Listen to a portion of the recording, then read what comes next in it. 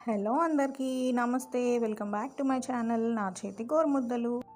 బయటేమో వర్షం పడుతుంది, వెదర్ ఏమో చల్లగా ఉంది. అలాంటప్పుడు మనకి హాట్గా ఏమైనా స్నాక్స్ తినాలనిపిస్తుంది కదా.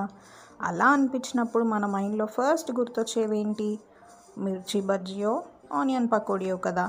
మరి అలా కాకుండా కొంచెం డిఫరెంట్గా ఏమైనా తినాలి అనిపిస్తే మనకు గుర్తొచ్చేది ఏంటి? ఏ మంచూరియానో ఏ నూడిల్సో అయి ఉంటుంది. నూడిల్స్ సంగతి పక్కకు పెట్టి మంచూరియా గురించి మాట్లాడుకుందాం.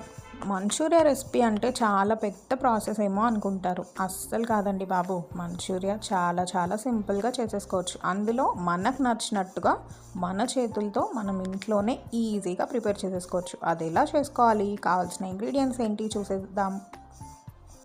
ఫస్ట్ ఒక మిక్సింగ్ బౌల్లోకి సన్నగా తరుక్కున్న క్యారెట్, సన్నగా చాప్ చేసుకున్న క్యాబేజ్ యాడ్ చేసుకొని అందులో మీ టేస్ట్కి తగ్గట్టు సాల్ట్, కారం యాడ్ చేసుకోవాలి. నేనైతే 1 టేబుల్ స్పూన్ సాల్ట్ యాడ్ చేశాను, 1.5 టేబుల్ స్పూన్స్ కారం యాడ్ చేశాను.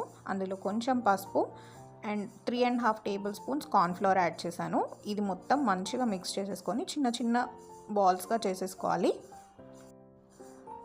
కన్సిస్టెన్సీ అనేది కొంచెం టైట్గానే ఉండాలి. ఎందుకు అని అంటే మరీ మనం కలుపుకున్న పిండి లూజ్ అయిపోతే ఆయిల్ బాగా పీల్చేస్తుంది.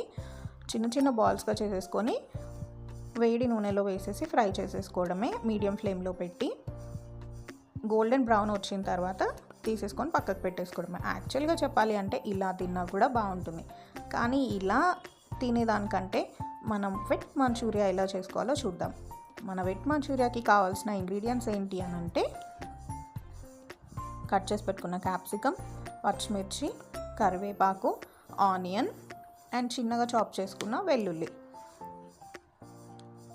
ప్రాసెస్ చూసేద్దాం. స్టవ్ ఆన్ చేసి ఆయిల్ పెట్టి అందులో సన్నగా చాప్ చేసుకున్న వెల్లుల్లి, క్యాప్సికమ్, పచ్చిమిర్చి, కరివేపాకు, స్ప్రింగ్ ఆనియన్ అన్నీ వేసి ఒకసారి ఆయిల్లో ఫ్రై అవ్వనివ్వాలి. అవి కొంచెం ఫ్రై అయిన తర్వాత మనం అందులోనే కట్ చేసి పెట్టుకున్న ఆనియన్ కూడా యాడ్ చేసేసి ఆయిల్లో ఫ్రై అవ్వనివ్వాలి. ఇది ఆయిల్లో మంచిగా ఫ్రై అయిన తర్వాత ఇందులో సాసెస్ యాడ్ చేసుకోవాలి. Tomato sauce, chilli sauce, soya sauce and కొంచెం వెనిగర్. ఈ సాసెస్ అనేవి కంప్లీట్లీ ఆప్షనల్. ఇష్టం ఉన్న వాళ్ళు వేసుకోవచ్చు, లేదంటే స్కిప్ చేసేసుకోవచ్చు.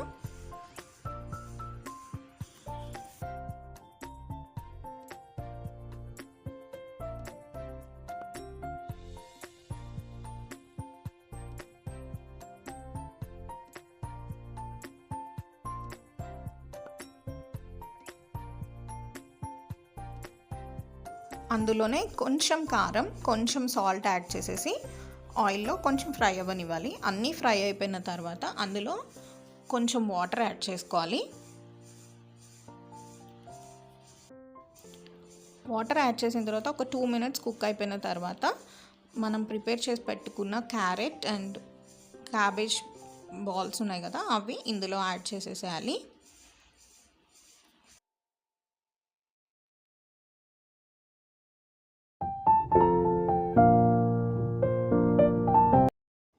ఈ క్యారెట్ అండ్ క్యాబేజ్ బజ్జీలు కూడా ఇందులో యాడ్ చేసేసిన తర్వాత ఒక 2 మినిట్స్ కుక్ అవ్వనివ్వాలి. సో దట్ మన గ్రేవీ అనేది ఆ బజ్జీలకు మంచి పడుతుంది,